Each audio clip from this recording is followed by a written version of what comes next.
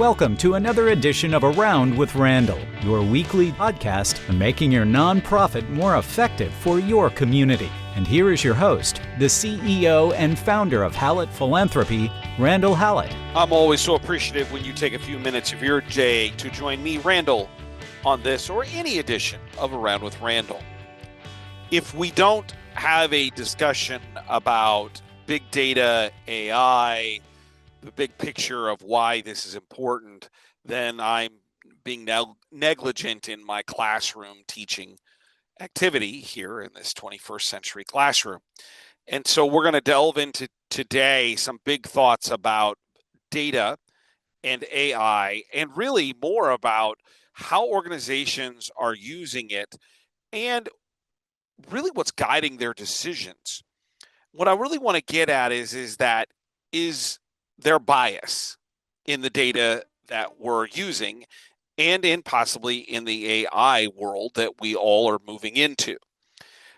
So we'll again start at the very top, work our way through some of the challenges, and then into some practical solutions.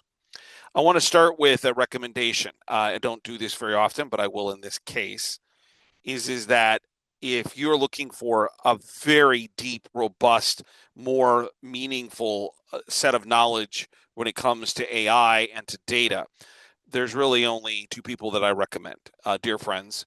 Number one is Nathan Chappell. The second is Scott Rosenkrantz. I recommend you follow their podcast, Nonprofit AI. They have a book that they've published, Nonprofit AI. We're not going to, in 20 minutes, get through that level of detail.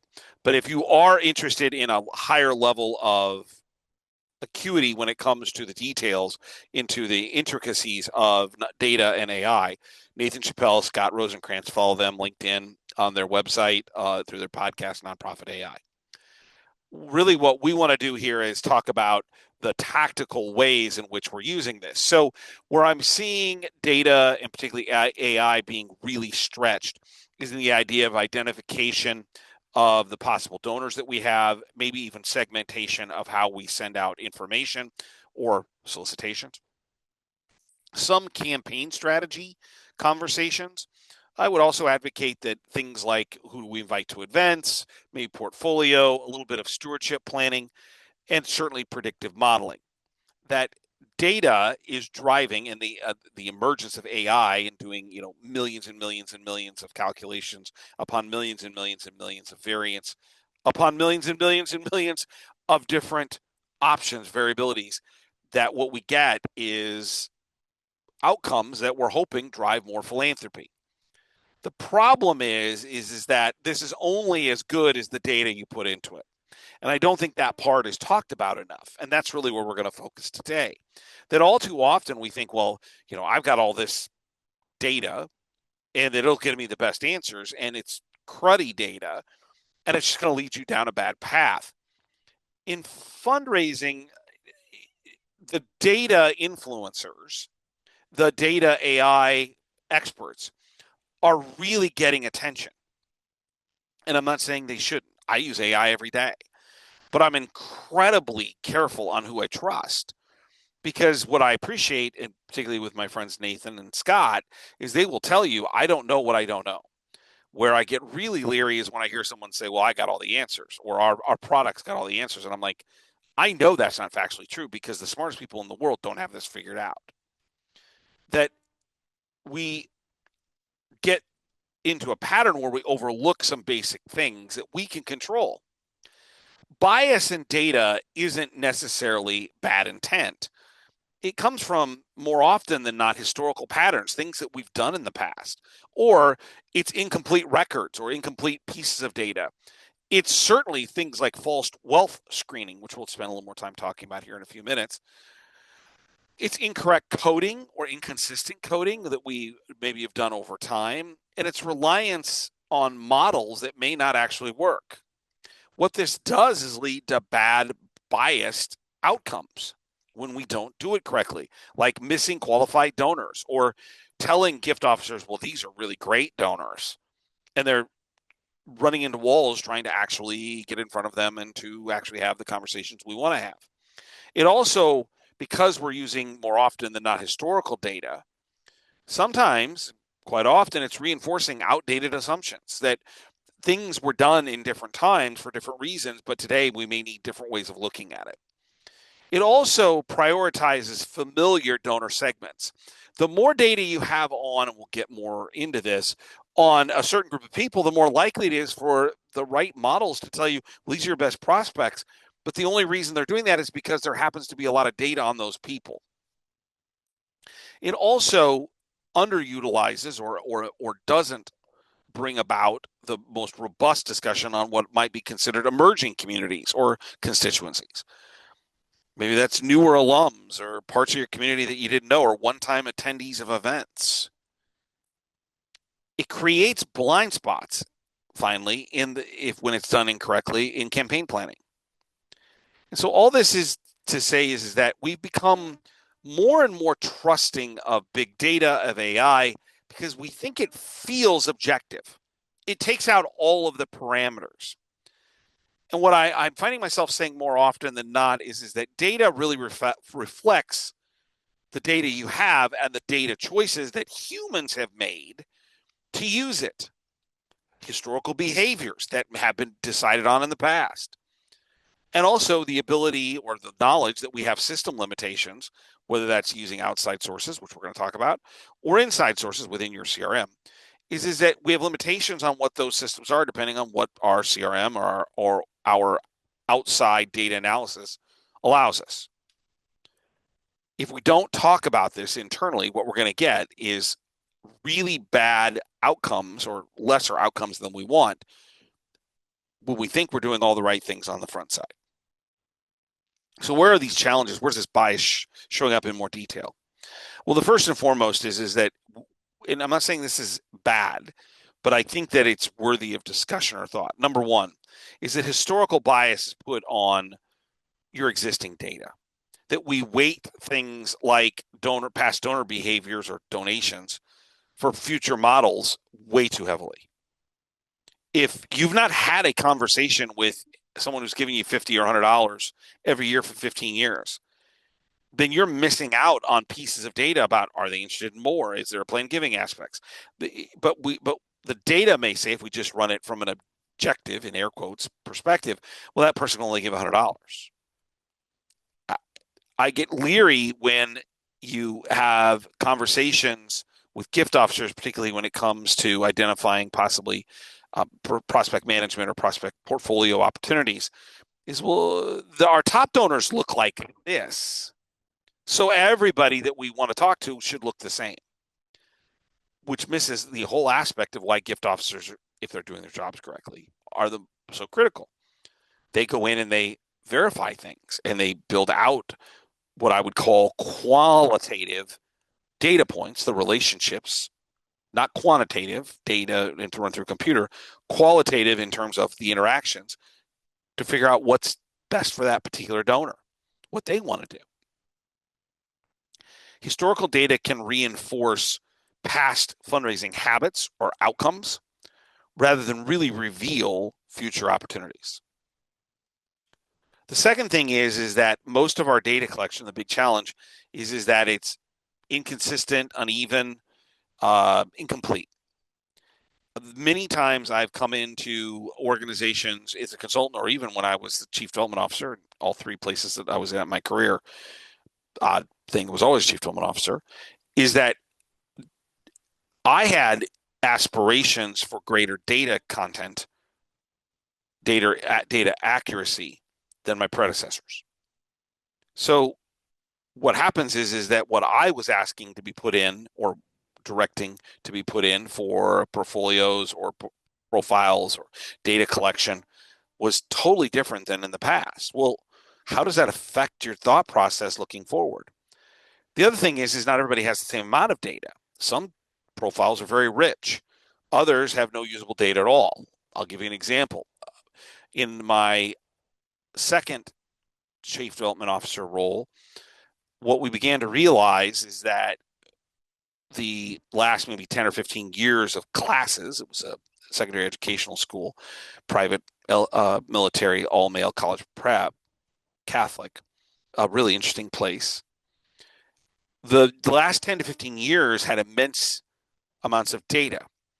But the people that we really wanted to build the most meaningful relationships with, people who were probably a little older, who had more resources, at least some of them, there wasn't a lot of data at all. So all of our kind of analysis was telling us, well, these are our best prospects.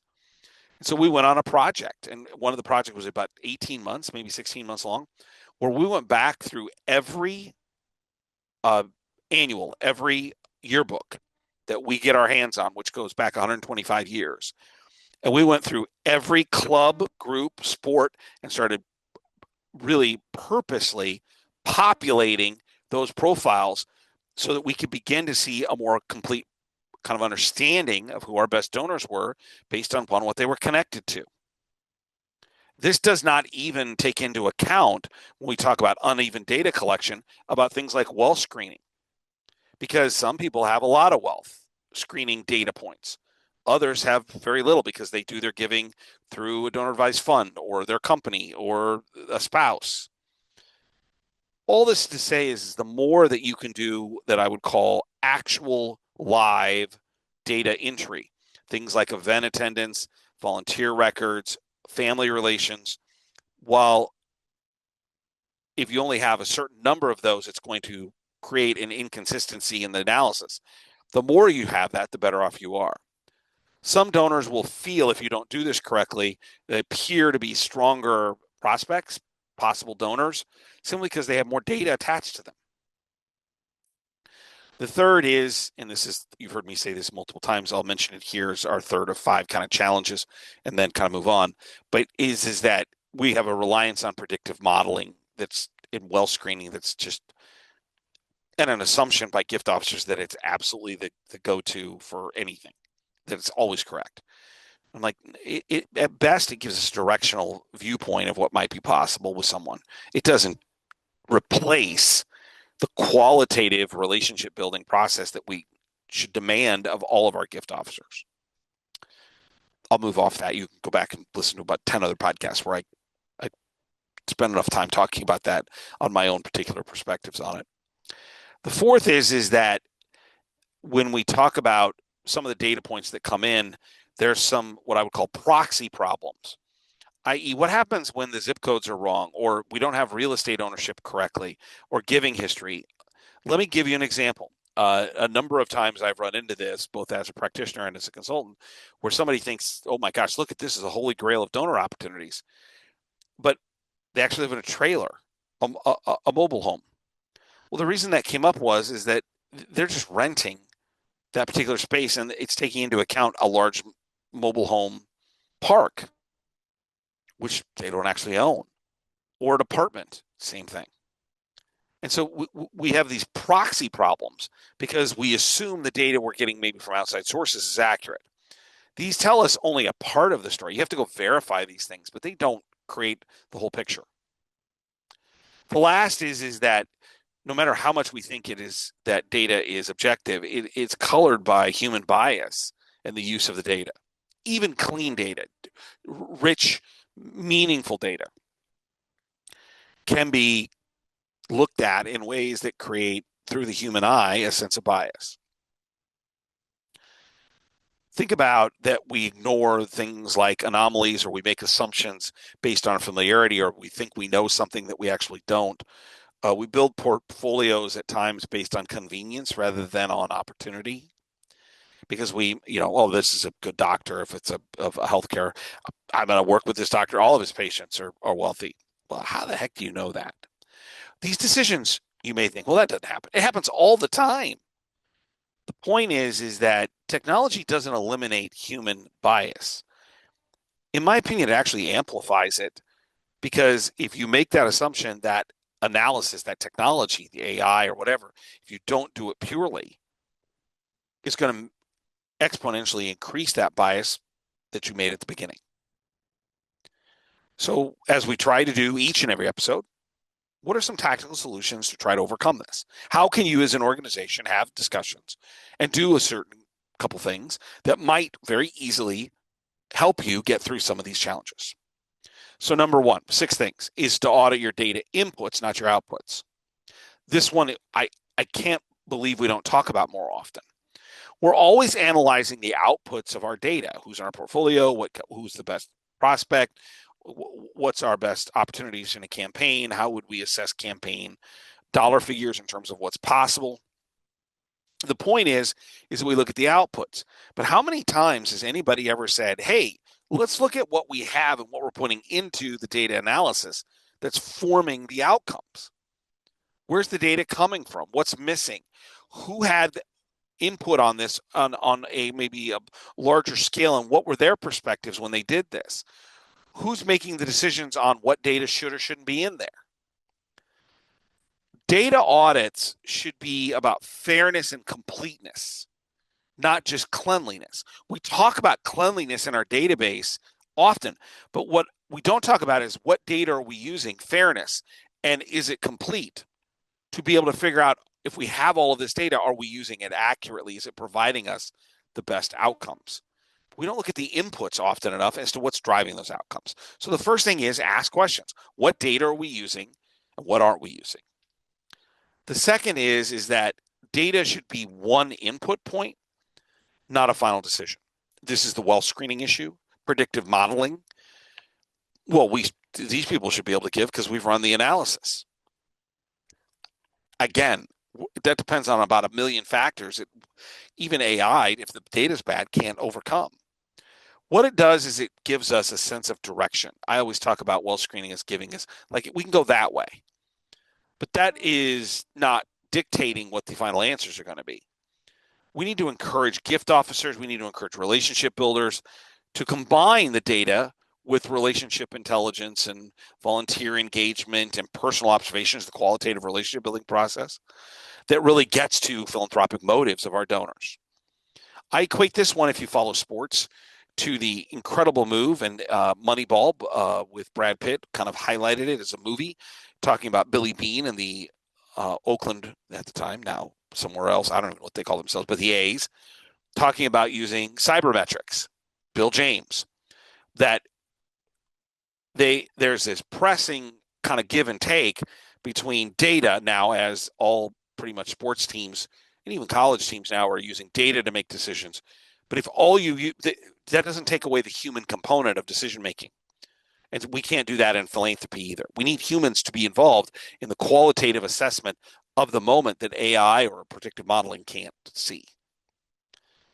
Third is review portfolio and prospect assignments in looking for patterns. Is there a concentration of certain kinds of people, donors, going into certain portfolios? How do we decide who gets assigned? Who gets to choose where they're assigned? Which prospects or groups of prospects are repeatedly deprioritized? Why? Are there entire segments that we just don't even touch? We're not even doing outreach to. I'm not sure I have the answers to any of these questions that I just gave you in this kind of reviewing the process of a prospect and portfolio assignment. But what it does is, if you ask the questions in a meeting, in a conversation, reviewing process, you actually might find out that you're doing some things that actually are hindering your gift officers from meeting with the right and trying to get a hold of and trying to build relationships with the right people. Number 4 is improve the data capture during the donor journey. When you're gift officers, when you are a gift officer and you're in the relationship building process, then we should be using our attributes and our constituencies much more robustly when we learn things about donors, where they went to college, where they grew up, what else do they give to. Records are more than transactions. Capturing things like volunteer engagement, event interactions, stewardship responses, affinity indicators, family relations, behavioral signs, even into the nebulous world of social media, which I don't know that much about. What are they saying? How are they saying it? All of those things shape data outcomes as maybe enhancing them because they're better data inputs. Better inputs produce better analysis. But yet some of the most richly needed data comes from the relationship building process, and we get action reports that say, I met with Bob and we're going to meet again. What did Bob talk about? What was important? And then all of the things did they show up to an event? How did they respond? Did they do a survey? The more of this kind of depth gives you better outcomes.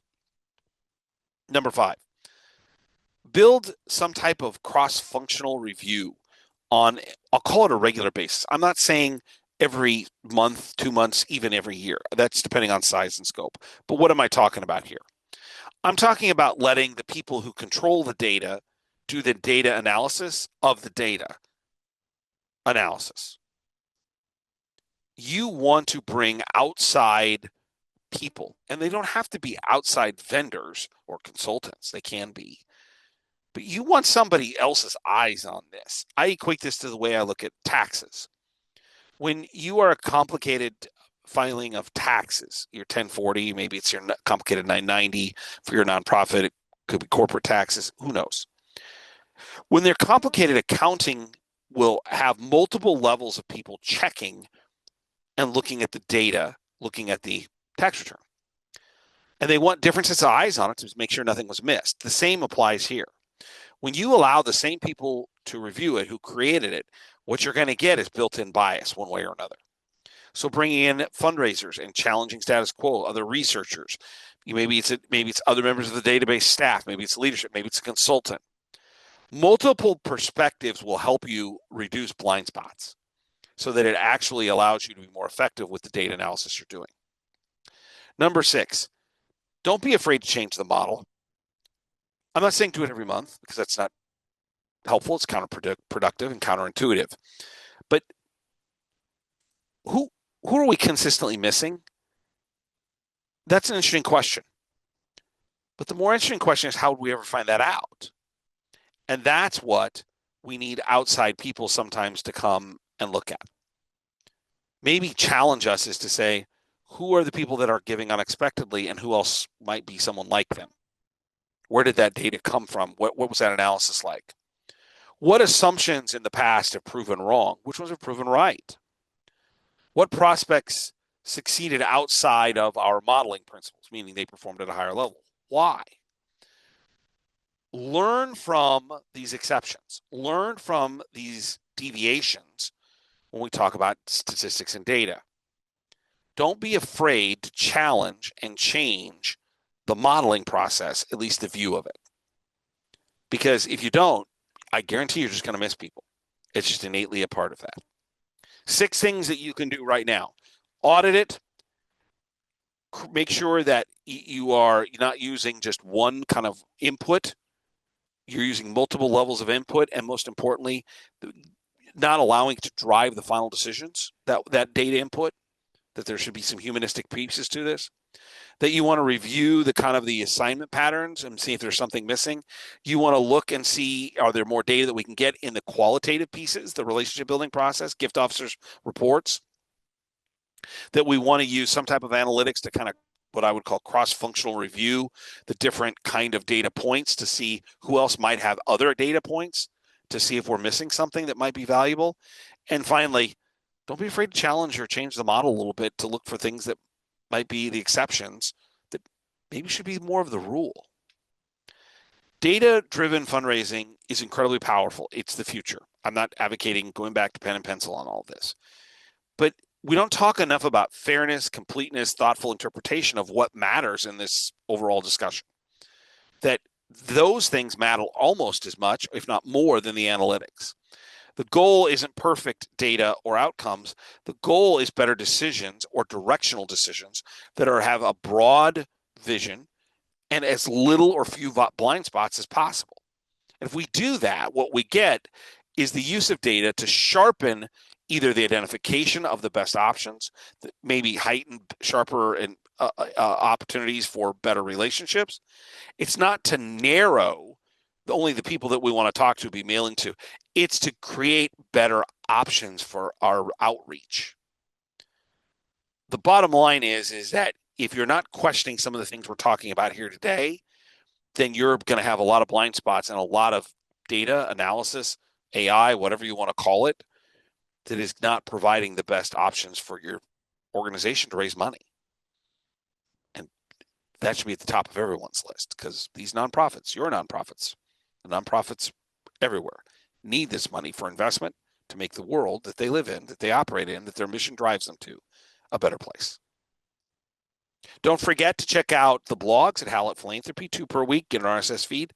Really kind of always surprised, more and more so, how many people are reading them. 90 seconds, post at hallettphilanthropy.com/blogs, or click on that hyperlink and create an RSS feed, come right to your inbox.